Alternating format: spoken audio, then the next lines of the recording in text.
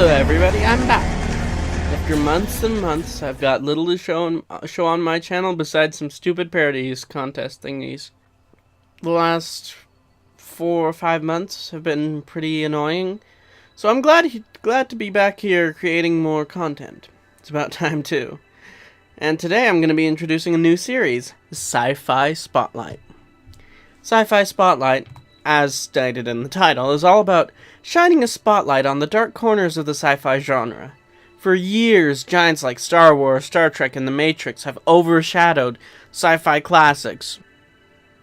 And this week's entry, as you may have guessed from the title, is Tron Legacy.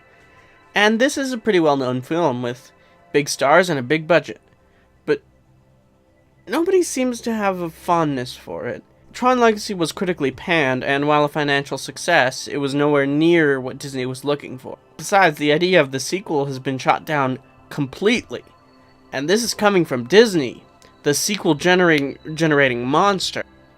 Now, from the summary, you may have guessed that Disney just created another soulless sequel and it got what it deserved, but is it? Well, not exactly well known. It does have its fans, and I'm one of them.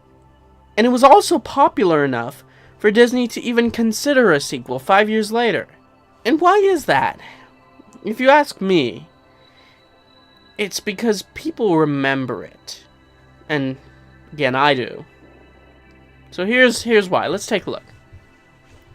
The main character of the first Tron, Kevin Flynn, disappeared about 10 or so years after the first movie, and he is at the height of his success running income, but his wife did die. She was a pretty bland character, so it doesn't really matter. 20 or so years after that, his son, Sam Flynn, is the stereotypical teenage rebel. He runs away from responsibility and generally acts rebellious. All this changes when Alan Bradley comes to him with a MacGuffin, page from a pager, that kickstarts the plot. He then enters the grid. But it isn't the same grid we saw before. It's darker and scarier. Instead of a giant cylinder as the villain, it's a very creepily de-aged Jeff Bridges. Still probably an upgrade. Sam Flynn is thrown directly into the gaming grid, destined to die. And this opening that I just outlined is really the best part of the movie by far. You know, you meet the characters, you meet the conflict, and nothing is really force-fed. There's not that big exposition dump that most movies have. It feels very natural, and there's a lot of mystery left in the world besides what you know. And I really like that. I really like mystery, especially in the opening act. And the action is amazing in the gaming grid sequence that opens up at the beginning of the movie.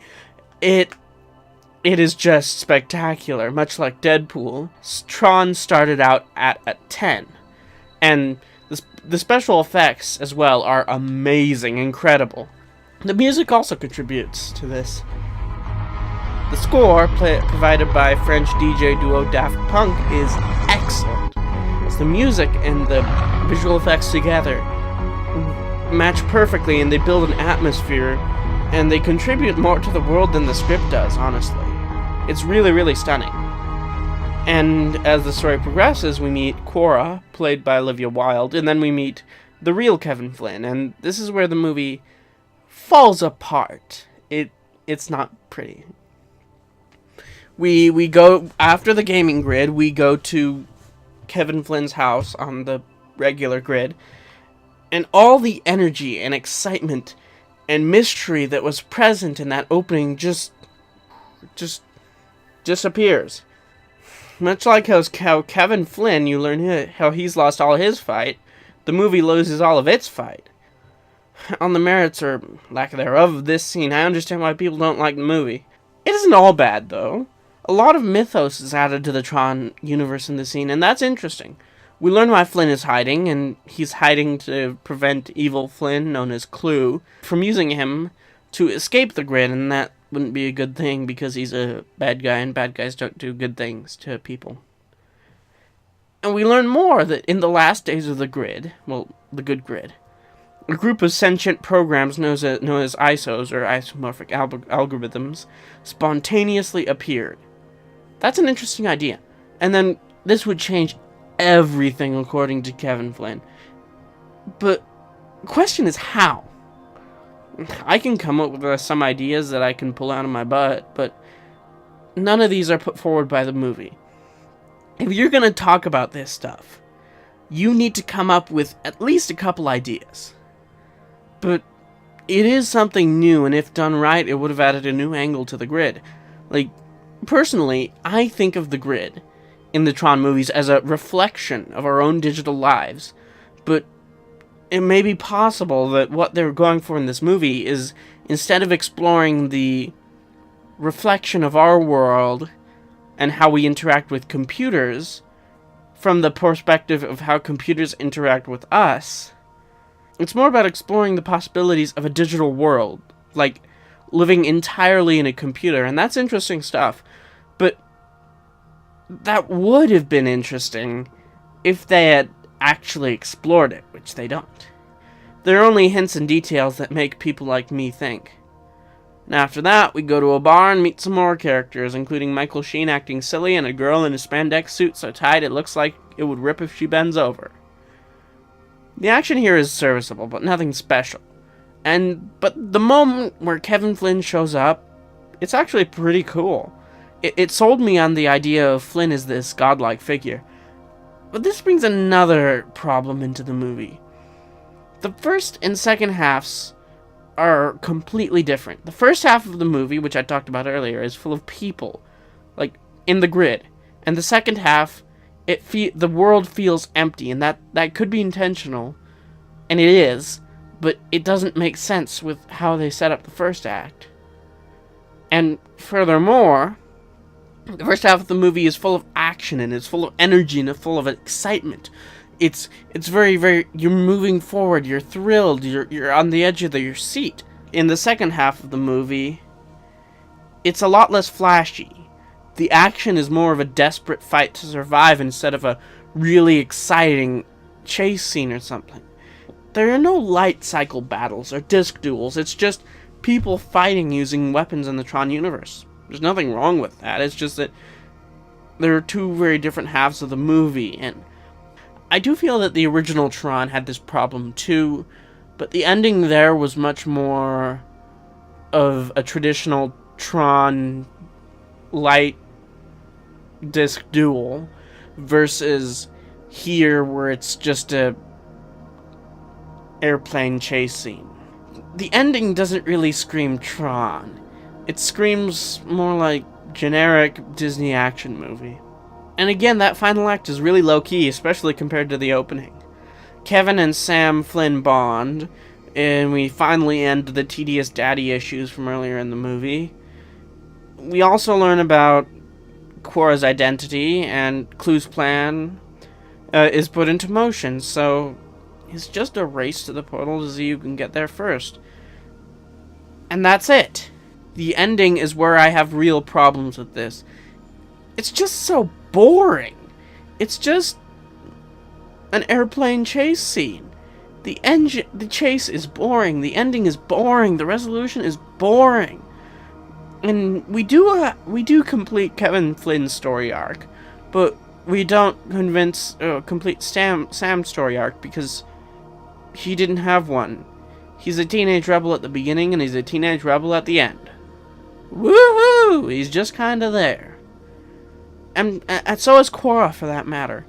You want to learn more about these characters because they're played by compelling actors and they're interesting, but they just go nowhere. And that is pretty disappointing to me. But I do like Tron in the ending and what his resolution is. Although I do wish we could have had more Tron in the movie. His action scenes are always the best and they're really cool, so. But, oh well, there's a story reason for it, and I understand it. And then the movie ends with a redux of the ending from the first movie, and one of the most iconic images associated with Tron. Go with what works, I guess. There is no wonder why this movie was panned by critics. I understand why. The characters are pretty flat, except for Kevin Flynn. And the second and third acts have serious flaws. The theme is half-assed at best, and the messages about fatherhood and perfection and digital life are not very well explored. But despite all of that, I enjoy the movie. The action and the atmosphere are amazing. The soundtrack is captivating, and the whole movie has a surreal, digital, dreamlike quality to it. I just love sitting there and absorbing myself in the beauty of the world that they created. I'm also fascinated by the idea of a world at its end, and that's an idea presented in this movie. Most movies these days deal with the beginning of something, like The Avengers. People didn't like Avengers 2 as much as they did the previous Avengers, because the novelty had worn off. They're not beginning, they're just continuing. We like new things. And the past isn't nearly as interesting as the future to most people. People want to look forward, they don't want to look back. But now and again, a movie comes along that deals with the theme of ending. Much like how the elves are leaving Middle-earth behind in The Lord of the Rings and they're all melancholy, the Isos left a hole in the world of Tron and their world is at an end thanks to Clue. Kevin Flynn keeps telling us about this world that was amazing and beautiful and magical, but we never see it. We only see an echo or a ghost of that world. I'm also fascinated by the idea of having a movie series like Tron about telling the other side of our modern interaction with computers. Like in the 80s, Tron was pretty interesting because nobody had really dealt with the world of computing before, at least in terms of cinema. And computers have only become more prevalent than they have been in previous time periods. Computers are everywhere. They're in our pockets. They're on our wrists. They're everywhere. And it would be really interesting and intriguing to explore the reflection of our world, to see the world, our world, from their side. But we never do that. Guess I can't expect anything better than that from Disney. You know, I guess you can say that with this movie, there was enough to engage my imagination, to get me thinking, to get me invested in what could be. And that's why I like this movie so much. I really enjoy a movie that can get me thinking, it can get me dreaming. And that's what science fiction is to me. Science fiction is about getting you thinking about what could be, or what might be, or another look on our world. And that's why I love science fiction so much. And that's why I'm doing this series. I love this. I love science fiction like this. This movie was made for me, although I do think it had flaws. It's a solid rental. That's what I'll say. If you see this movie in the discount DVD bin somewhere, pick it up. It's worth a watch. I hope you enjoyed the inaugural episode of Sci-Fi Spotlight. I've got some big plans for this series and some other series to come, so please comment below if there are any other science fiction movies that need a little love, and I'll consider putting them on the show. I'll see you next time.